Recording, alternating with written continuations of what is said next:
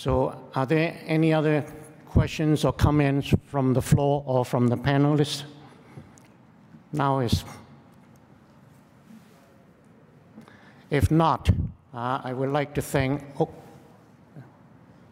okay, I think we have. Do you think that if the Mexican-American traditional diet was the same as the traditional Asian diet, that the average result of obesity would be different in the two cultures? I mean, I don't ever see that, if I ate Mexican food every night, I would weigh enormous amounts. So. Well, it's funny because back in the mid-'80s, John and I had a study together looking at weight reduction in Mexican Americans here in Houston. And John, I don't know if you know, but that's still one of the studies that is most cited, and no new research, and that's why that was my caveat, is we need more research in the Latino populations. But if they ate their standard diet, no, it's all the new additives that they're having to put in. My mother could feed a family of 7 with 1 fryer, and we had our vegetables and our salad and potatoes. But nowadays, you go and you get served a half a fryer, you know, and that's a serving. And so it's these changes that have occurred over time that have created a lot of the problem. But the original rice and beans and so forth were really within standards, but you also exercised a lot more. So John, yeah, and portion size is really a major problem. I'm not sure if this is an appropriate question for this, but it's a social issue. And I'm wondering what the correlate is between teenage pregnancy and newborns and obesity. And that kind of brings into question social issues and education on how to bring up children and everything. But I was wondering if you had any information about that.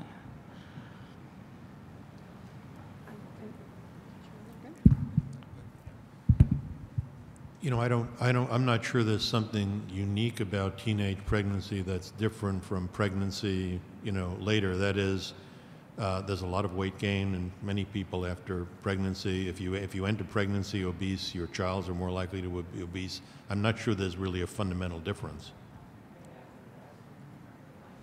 Implication on the children that are born to parents that are younger as opposed to older, and that's more a social issue as to understanding nutrition for the newborns, and if there was any correlate with ethnicity or anything like that.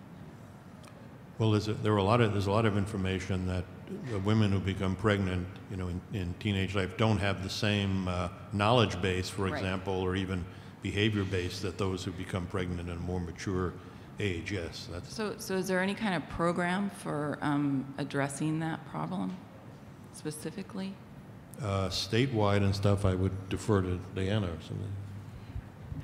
I know a lot in the WIC program, there's very limited nutrition education. A lot of that, there's some controversy about whether or not that's effective. We can make it more effective.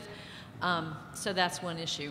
I would say we are doing a preschool study right now, and what we're doing is we're teaching parents to pack a healthy lunch, which sounds like a really simple intervention.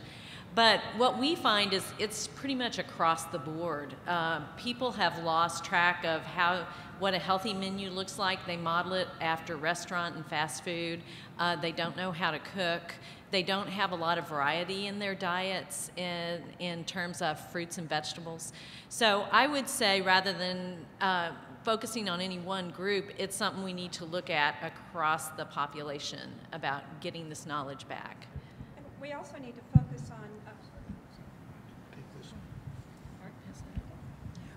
to focus on baby-friendly hospitals. We don't have very many here that really encourage and begin, I think one of the other speakers had mentioned, start working with OBGYNs and start doing, early childhood development education with the parents at that age is really becoming critical as well.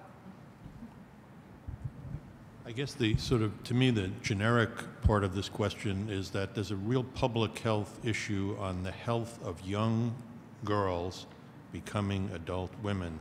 That is what we know. I mean, I talked briefly about the epigenetic things that take place. We have other circumstances such as periconceptual folate intake. We have,